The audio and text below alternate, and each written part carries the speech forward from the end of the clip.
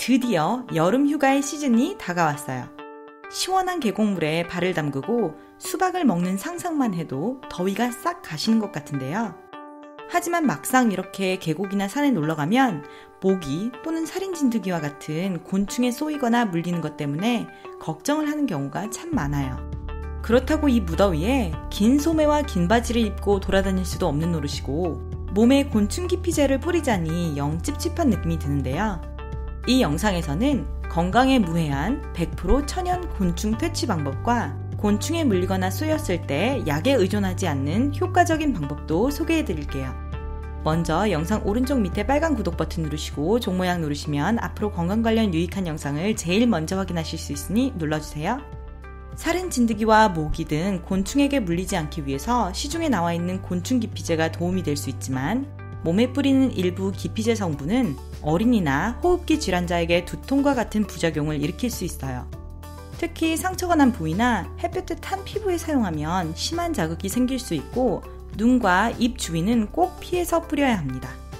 식품의약품안전평가원에서 제공하는 독성정보 제공 시스템에서는 뿌리는 기피제의 대표적 성분인 디에틸톨루아미드에 두세 달 동안 피부에 광범위하게 노출된 소아들에게 뇌장애가 발병하였고 이를 섭취할 경우 중증의 독성 또는 사망을 일으켰다고 합니다. 식약처는 2014년 6월에 이 물질이 포함된 모기 기피제는 6개월 미만의 유아에게 사용해서는 안 된다고 경고했을 만큼 주의를 요하는 물질입니다.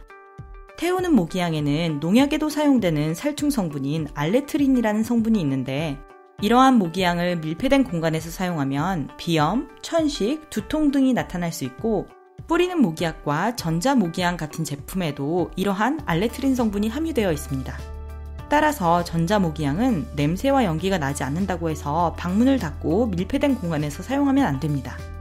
한국과학기술정보연구원은 뿌리는 모기약에 있는 퍼메트린 성분이 구토, 무기력, 발열, 발작, 신경거민 등의 부작용을 일으킨다고 밝혔으며 미국 환경보호청에서는 이 퍼메트린 성분을 발암 가능성이 있는 물질로 분류하였고 면역력이 약한 아이들에게 지속적으로 노출되면 호흡기 질환과 중추 자율신경계 장애를 유발해 두통이나 어지러움, 메스꺼움, 공황 등의 증상을 나타낸다고 밝혔습니다. 중국 시저우 의과대학 연구팀은 모기약 성분인 사이퍼메트린을 수컷 쥐에게 노출시킨 결과 내분비계의 교란을 일으켰고 남성 호르몬 수치가 눈에 띄게 줄어들었다고 밝혔으며 수컷 쥐가 사이퍼메트린에 장기 노출될 경우 무정자증이 발생할 수 있다는 연구 결과를 내놓았습니다. 모기와 살인진드기 등 각종 곤충에 물리는 것이 두렵지만 이처럼 각종 화학물질 또한 그다지 안심이 되지 않는데요. 그러면 도대체 어떻게 하는 것이 좋을까요? 다행히도 천연요법으로 각종 해충을 물리칠 방법이 있습니다. 곤충들은 로즈 제라늄, 애플 제라늄, 페퍼민트, 계피와 같은 허브 향을 끔찍이 싫어합니다. 라벤더는 고대 로마 시대부터 방충제로 써왔을 만큼 모기 퇴치 효과가 상당하고 구문초는 이름 그대로 몰구, 모기문, 풀초로 모기를 쫓아내는 식물로 은은한 장미향이 나는데 실내에 이러한 허브를 두거나 목욕할 때 허브를 우려낸 물을 사용하면 향이 몸에 배어 곤충의 접근을 막을 수 있어요. 또는 이러한 향을 활용한 아로마 오일을 바르는 방법도 있지요. 하지만 오일은 일반적으로 식물에서 추출한 고농축 오일이므로 많은 양을 사용하면 피부 트러블을 발생시킬 수 있으니 적정량만 사용하는 것을 추천드립니다. 오렌지와 레몬 껍질 속에는 시트로넬라라는 살충 성분이 있어 이런 껍질을 바싹 말린 뒤 캠핑에 갔을 때 태우면 껍질 속 살충 성분이 연기를 타고 퍼져 천연 모기향 역할을 할 수 있어요. 한 방송사에서 실제로 실험을 했는데 모든 모기가 힘을 잃고 바닥에 떨어졌다고 합니다. 토마토의 토마틴 성분도 모기가 매우 싫어하는 향이에요. 토마토즙은 피부에 자극이 없으니 어린아이들 피부에 살짝 발라주는 것도 캠핑과 같은 야외 활동 시 적극 추천하는 방법입니다. 가장 간단한 방법으로는 인터넷에 천연 모기 퇴치제를 검색하시면 앞서 설명드린 천연 성분만 사용한 다양한 제품도 시중에 판매하고 있으니 참고하세요. 모기나 다른 곤충에 물렸을 경우 피부가 붉어지고 가려움증이 생기는데 만약 항소양제나 부신피질 호르몬제, 항히스타민제와 같은 약을 사용하고 싶지 않으시다면 몇 가지 대안이 있습니다. 가장 기본적인 방법은 얼음찜질을 하는 것이고 벌레에 물리자마자 사과식초를 바르면 피부가 붉어지고 붓는 것을 완화할 수 있어요.